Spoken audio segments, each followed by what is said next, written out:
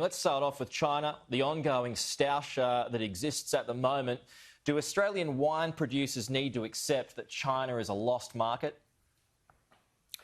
Look, I wouldn't describe it as a lost market, but it is an incredibly challenging market now for the Australian wine industry so long as these tariffs remain in place. And we're going to work with the wine industry as hard as we can to try to overturn this decision by China and to try to ensure that we get those unfair and unjustified tariffs removed. But in the interim, yes, it is going to be a hellishly tough time for Australia's winemakers. That has impacts for them, it has impacts for grape growers, and it's why we're going to work with them as hard as we can to grow into other markets. It's worth noting that the free trade agreements Australia has in place mean that Australian wine can enter tariff-free into other markets like Korea, where we have an FTA, the United States, where we have an FTA, Singapore, where we have an FTA, and the next year our Japan FTA will bring wine tariffs to zero as well. And that, of course, we are pursuing in big markets for us, like the United Kingdom and the EU, trade agreements similarly to try to get those wine tariffs eliminated. To achieve progress here, you're going to have to go to the WTO, right? Well, the WTO is the independent umpire. Australia is a country that has been a member of the WTO or its predecessor body since 1948. We believe in a rules-based system to international trade. It's a crucial thing, we think, to give certainty to businesses as they go around trading relations about the world. Yeah. Now, if you back a rules-based system, that means you ought to call out when you think the rules have been broken and call in the independent umpire. And so we certainly reserve all our rights to use the WTO processes. We've already raised our concerns through those WTO processes, and certainly we will look to, if it comes to it, there are some domestic processes in China on the wine case still to go.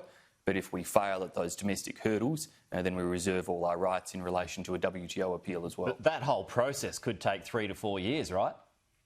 It is a very long process, yeah. And so that's why, as I said before, the opportunities in other markets and the support we want to provide to access those other markets is a very important thing too.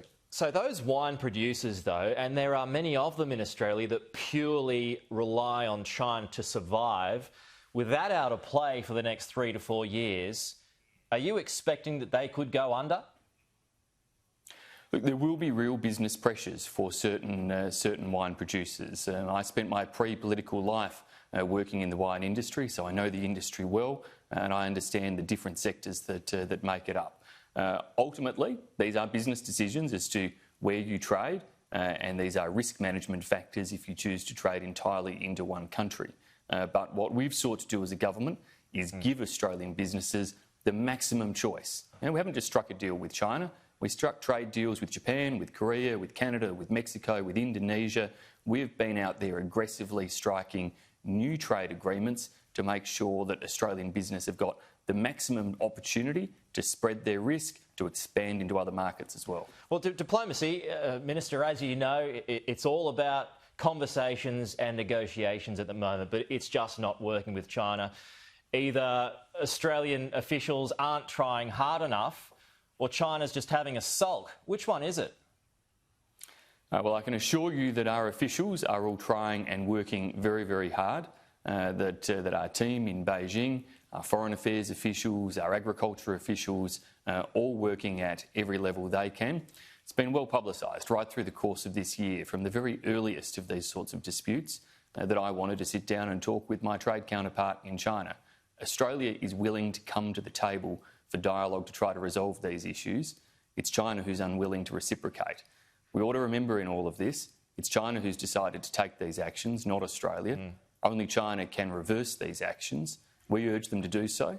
We're looking at all of the avenues with the independent umpire, but we also remain very willing to sit down and have the dialogue and discussions to try to work through these types of issues. Let me give you an example. We actually had a WTO case against Canada over the last couple of years. We challenged Canada. It also related to wine market access. Now, ultimately, we didn't get to the point of a final WTO ruling because the two countries came to the table and worked it out. And that is the ideal situation that we would like to repeat with China, that even if we ignite those formal WTO challenges, there is always an off-ramp, always a pathway, and that is called dialogue and discussion. OK, just a couple of quick ones, Minister, before you go. Queensland about to open up its borders, particularly in New South Wales and Victoria. No doubt that is of relief to you as Tourism Minister, but does it also give you some anxiety when there is the threat coming from Queensland that if there is another outbreak, they won't hesitate to shut the borders again? Look, I'm thrilled to see the borders reopen, but not as thrilled as the Queensland tourism industry will be. New South Wales and Victoria represent an $8 billion tourism market for Queensland. So that's a huge market that Queensland tourism businesses have been going without, and people will be very happy to see it open again. I urge people to book with confidence, at least because airlines, hotels, all of those companies have recognised that given the uncertainty that's out there need to be more flexible terms and conditions to be able to change your bookings, vary your terms in case you find a disruption. I understand that there's a high degree of anxiety about whether or not a state like Queensland that has shown a high propensity to whack the borders back in place at a moment's notice may disrupt those travel plans again. But for the sake of the tourism industry, I urge people to recognise the tourism businesses have pivoted, they've changed their terms and conditions. People should book with confidence knowing that should something unfortunate happen, they'll get their money back, they'll get another chance to have their trip and get out there and support Australia's tourism businesses because they sure as heck need it. Sure, yeah, no doubt about that. Just finally, Minister, too, the cruise line industry wants to get back up and running again. It's confirmed that it will impose mandatory COVID tests for guests and crew before boarding, limit passenger numbers and conduct daily health monitoring and temperature checks for all on board. Are you satisfied with that? Look, it's not a matter for me to be satisfied, it's a matter for the health officials to be satisfied. I'd make the observation that a daily COVID test just before you get on board is only as good as that day.